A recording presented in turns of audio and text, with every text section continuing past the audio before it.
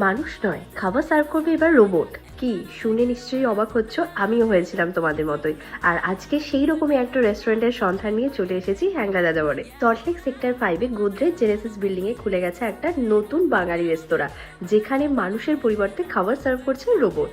এই রেস্টুরেন্টের নাম হচ্ছে উই ম্যাডাম, আর এটা কিন্তু সম্পূর্ণ বাঙালি রেস্টুরেন্ট একটা, যেখানে বাঙালি থালি থেকে শুরু করে সমস্ত রকম বাঙালি আইটেম পেয়ে যাবে এবং প্রাইসটাও একদম ঠিকঠাকই আছে।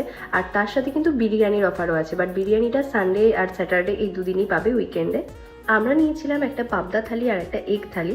থালির মধ্যে প্রচুর আইটেম থাকে, তার সাথে ভাত, তার সাথে লুচিও থাকে। আমরা যে দুটো থালি ট্রাই করেছিলাম আমাদের কিন্তু বেশ ভালোই লেগেছিল।